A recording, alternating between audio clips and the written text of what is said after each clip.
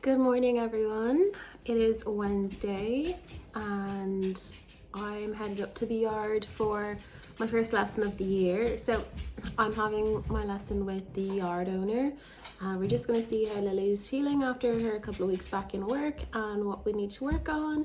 So hopefully, if I'm lucky, I'll get some videos of our lesson, and if not, this intro will never see the light of day. So we'll see how we go.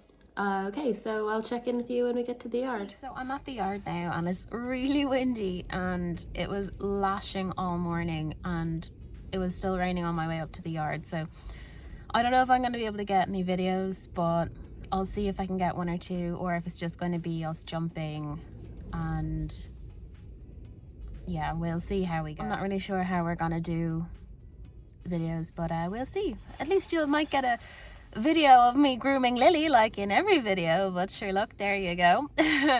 I'm all tucked up today in a Scouting Ireland hoodie that I got about 15 years ago in 2008. That's easily, I have no idea if that's 15 years ago. I don't do quick maths.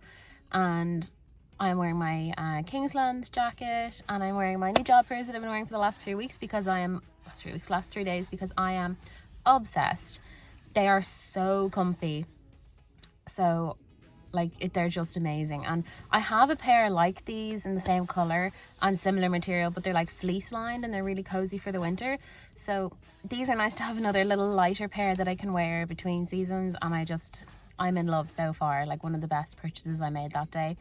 So yeah, they're in my shopping video if you didn't see that. Yeah, so I have to trek out to the mud now to get Lily and bring her back in, and I'll get started. So today we're probably doing integrated flat work and jumping. So I'll be in my jump saddle, I'll put my martingale back on, and we'll get going. And then I ride Lily in a 2-ring single jointed snaffle in a Rambo Micklin bridle, all in black. Black tack is all the way for me. And yeah, I'm gonna put her QHP boots on. They're like the snap button ones, and we'll get going. So she's really mucky, so I'm gonna have to like wash her legs down. So because her front boots have been getting absolutely destroyed in muck, so I'm gonna have to wash those as well, and just kind of really get her clean and ready to go. And then after the lesson, once she's been working and the water has kind of dropped off, I'll put pig oil up her legs again, because on her white sock, not that you'd ever know that she's a white sock because she's so bloody mucky, she can get that skin on her white fetlock is very sensitive, and most winters she gets a bit of mud rash and then it clears up during the summer. So just every year, it's very much a preventative method I do. So I use the pig oil and I wash with an antibacterial soap, and then I'll maintain the pig oil for as long as I can. And then when it's getting dry, because I like the look of clipped out feathers, I will wash her, give a big wash then at the start of the season, and I will disinfect everything, and then I will clip off her feathers, and then I'll be able to really get in at the mud rash. And then I'll use Equisol cream. Is it Equisol? I'm not sure. It's a TRM cream, and I really stand by it. Like, I'll show you a picture of it later, but I think it's actually just the best cream for horses out there. And like, if you have issues with your own skin, like, it does work wonders as well. Like, you put it, I know from when I use it on Lily, like if she's ever gotten a nick or a scrape or whatever, I'll put it on the first day, and then the next day it's 100 times better, and then I'll just use it again, and then it only takes a couple of days to really go away.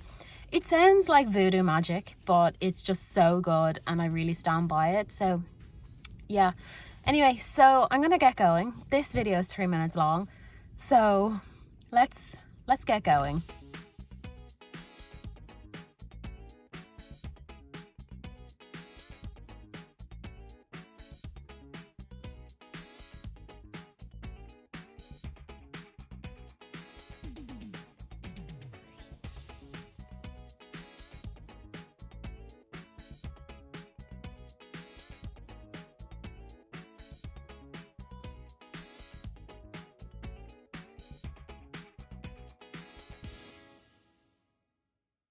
We are headed back in. The muck is so deep wetter because of the rain, and it started to drizzle now again. So, Lily.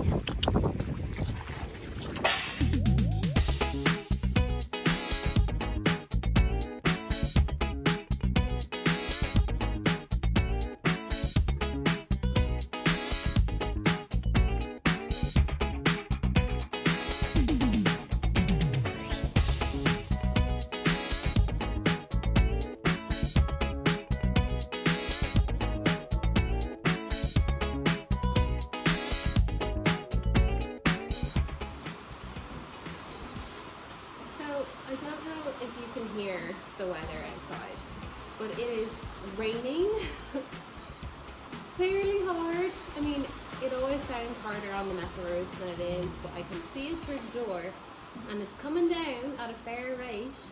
And I have Lily tacked up, and our lesson's not until 1:30, and it's about 25 past now.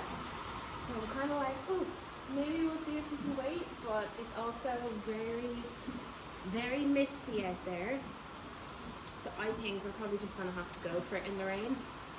And we're on the side of a hill, and we're always exposed to the elements, so like it's always windier up here than it is anywhere else. It's always rainier than it is anywhere else, and it's always colder up here than it is anywhere else. And as soon as I got out of the car, my hands went really white, and I could feel the cold, and I knew, oh, I don't have any gloves with me for riding. And obviously, like everyone else, when it gets really cold and your hands start to clam up and they start to get like slow, I could feel that as soon as I got out of the car, and that's not good. Oh Lord.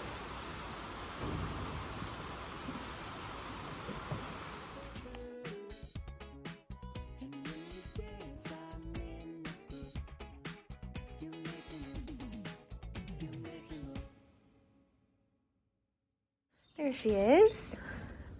She's wearing her new Lemieux burgundy jersey rug. It looks so good on her, and it's the softest thing, and it's got a lovely wither pad with lots of black fluffy lining on the inside of there. It just looks so neat on her. The trick now is to fold it up neatly and put it back in the bag when she's done. So we've just finished our first lesson of 2023. I didn't get any videos only because I ended up forgetting and getting really concentrated and focused on what we were doing in our lesson. So for Lily, we just brought it all back to basics for the start of the new year. We worked on a bit of straightness, we worked on bending, we identified some issues that we had been having in the previous season that we're going to start working on this year. So we're going to keep working on straightness and building up the power on her left side, because that's her weaker side. And then the jumping should fall in line then, really. We had a jump today, and she only had a look at the first fence, but she jumped it, and then she was just fabulous all the way through. She had so much fun. She was just delighted with herself by the end of the lesson. And we worked on a 4-stride distance, just with consistency and the power in the canter, and just staying the same all the way through. Now, we identified that we have, the pair of us, me included, have a tendency to change our canter through and after the corner, any turns that we speed up automatically after a corner, which really isn't necessary if we've built a good canter from the beginning. So hopefully I'll have Marie up from Claire to do some body work of the Masterson method on her soon, and we'll make sure that she's all in tip-top condition in terms of body. Then I'll have the dentist out, and then I also get an equine physio out as well during the year, because I want to do the 80 centimetre event in Ireland this year, and then I've got some plans further on down the line for Lily in terms of breeding and getting my next horse, which is a whole big thing, so I'm not even sure how that's going to work out. But yeah, I couldn't get any videos of our lesson today, but I'll pop in some videos of us jumping last season, and you can take a look and see what we were doing. And yeah, I'll update you guys with any more lessons in the future. And a friend of mine said that she would do some videoing for me, so Emma, I'm coming for you. You made a mistake by offering. And yeah, so I suppose I'll check in with you again later. Enjoy the videos that I put in of her from last season.